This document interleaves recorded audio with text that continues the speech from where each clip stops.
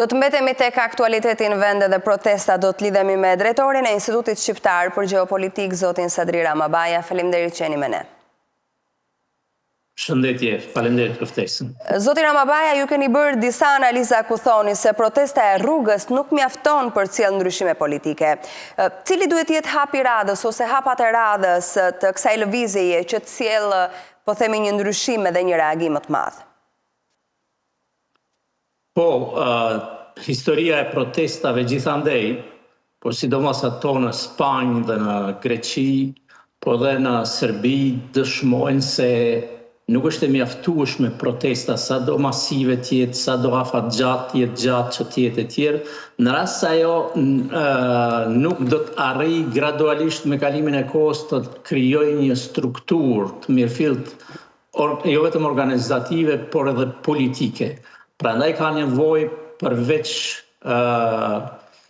revoltës së qytetarëve dhe natyrisht që bazohet edhe në krizën e regjimit, një nevojë për një front moral kombëtar. Dhe ky front moral kombëtar i fton aktualisht botën akademike në Shqipërinë politike dhe jo vetëm, që të mbështesë revoltën e të rinjve, revoltën popullore tashmë dhe të bëhet zë morali i saj. Si e keni parë ju reagimet e kryeministrit Rama gjatë ditëve të fundit? Si i keni lexuar ato? Janë kryesisht reagime që vinë si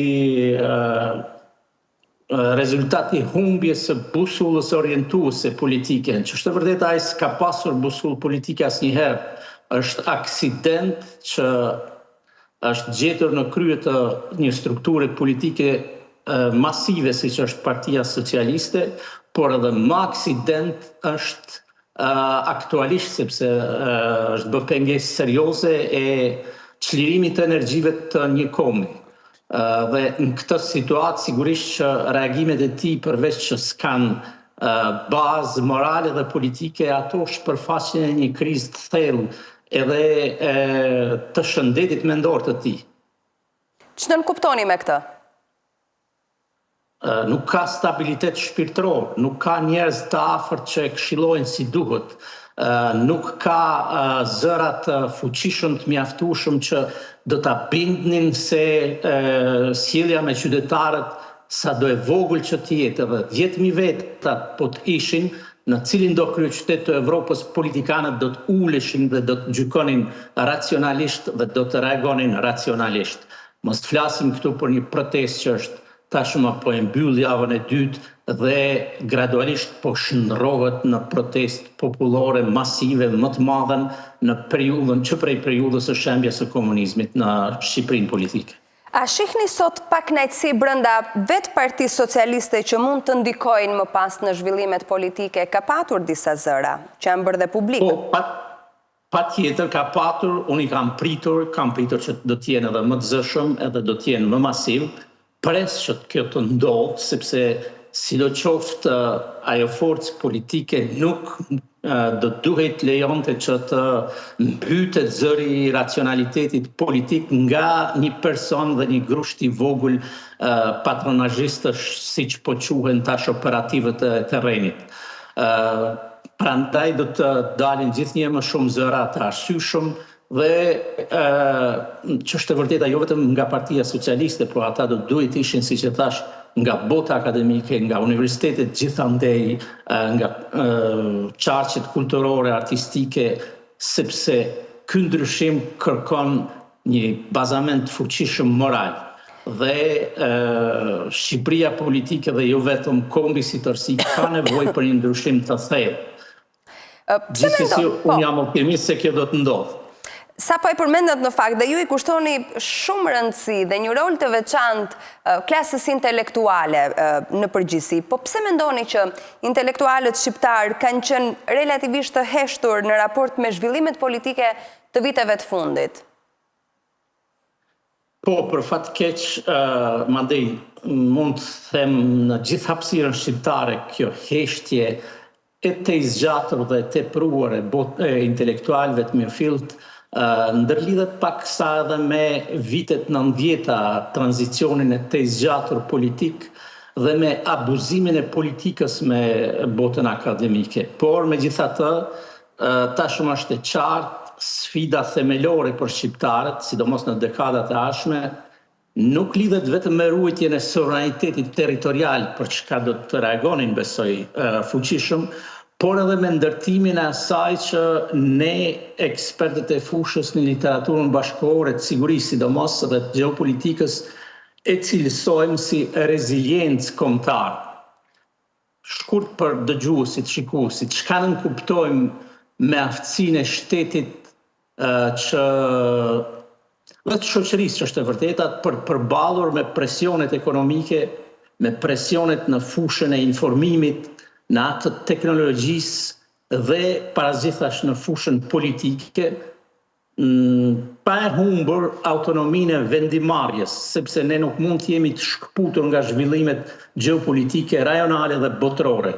Megjithatë, është bota intelektuale ajo që din t'i bëj këto baraspeshime të interesit nacional në këtë rireshtim të ri gjeopolitik, prandaj ka nevojë urgjente që të krijohet një forcë politike që do të marrë në duar fatin e Shqipërisë politike dhe fatin e kombit që është e vërteta, sepse Tirana fundja është nukleusi i kombit shqiptar. Ju si e shihni sot pozicionimin e opozitës në Shqipëri në këtë situatë të re që ndodhemi dhe përballë këtij fakti, sepse dhe një nga, po themi, parullat, nëse mund të them kështu, sloganet më të forta në Partinë Socialiste ka qenë edhe drejtuar kreut të opozitës dhe opozitës në tërësi.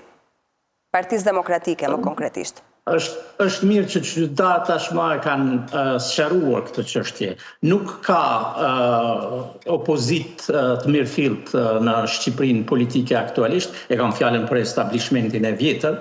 Ato duhet të shkojnë gradualisht në histori, ndërkaq është mirë që partitë e vogla janë bashkuar qytetarëve dhe ato janë rreshtuar si duhet, pa marrë organizimin përsipër dhe pa qenë, si të thush, objekt i luftës speciale që mund ta bëjë qeveria. Dhe në këtë kuptim, dalja një force të re, po e përsëris është tepër e nevojshme, urgjente, madje.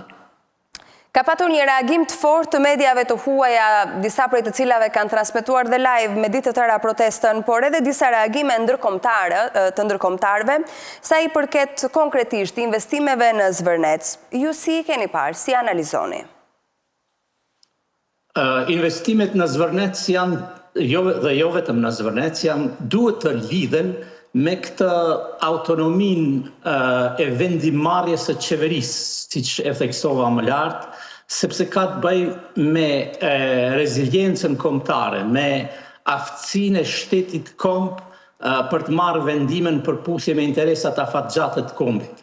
Në këtë rast, askush me arsye nuk është kundër investimeve, as kundër investimeve të huaja, por parazitash duhet të respektohen interesi nacional, ligji, drejtësia të jenë transparente dhe në asnjë mënyrë aty ku cënohen hapësira të tilla që janë ruajtur deri në këtë moment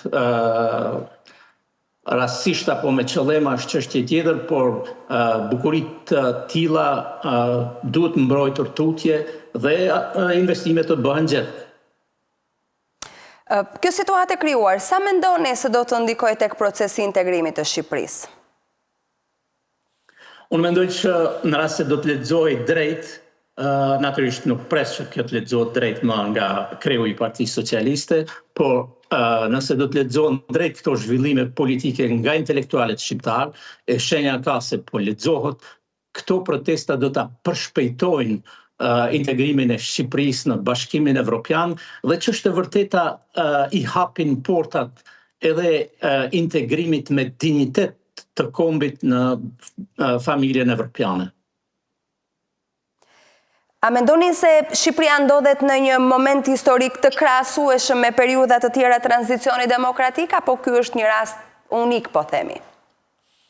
Ky është, sipas gjykimit tim, rast unik dhe këto protesta janë më të bukurat, më të jashtëzakonshmet, më të veçanta që ka prodhuar ky brez dhe që është e vërteta e kanë Shqipëria tashmë në mediat e huaja zihet në gojë në relativisht me një mirë kuptim të plot dhe natyrisht me si lëvizje pozitive. Mund të ketë ndoshta diçka të ngjashme me protestat e viteve 60-68 në Evropë, kur të rinjt ishin kthyer kundër etërve. Këtu nuk kemi të bëjmë një luftë me zbrezash, por kemi të bëjmë me ringjalljen e shqiptarisë dhe idenë se Shqipërinë nuk mund ta shesim, nuk guxojmë ta shesim dhe nuk do të lejojmë të shitet. Prandaj një rizgjim i identitetit kombëtar te ky brez duhet përshëndetur. Dhe nëse do të mund të bënim një paralelizëm të protestave në Shqipëri me ato në Serbi, cila do të ishte analiza juaj? Nuk ka paralelen mes protestave në Shqipëri dhe në Serbi. Në Serbi protestat udhëhiqen nga establishmenti i vjetër, tashmë është publike, çdo gjë gati thuajse. Ato manipulohen nga kisha, manipulohen prej Rusisë, manipulohen prej nga agjenturat e ndryshme të lidhura me interesat gjeopolitike, ndërkaq unë jam shumë i bindur që këto protesta në Shqipëri janë si rezultat më shumë i grumbullimit të pakënaqësisë dhe i cenimit të dinjitetit të qytetarëve për kohë të gjatë. Dhe shqiptari të falë shumë çka, po cenimin e dinjitetit nuk ta falë dot. Po nëse bëjmë një krahasim të reagimeve të lidershipeve, prap në të njëjtën situatë, sa i takon protestave, mënyra se si ka reaguar Vučić, edhe pse ka patur dorëheqje aty dhe protestat kanë qenë shumë më të gjata në kohë se sa në Shqipëri, dhe reagimi të Ramës për protestat, mund të heqim paralele, mund të ketë ngjashmëri?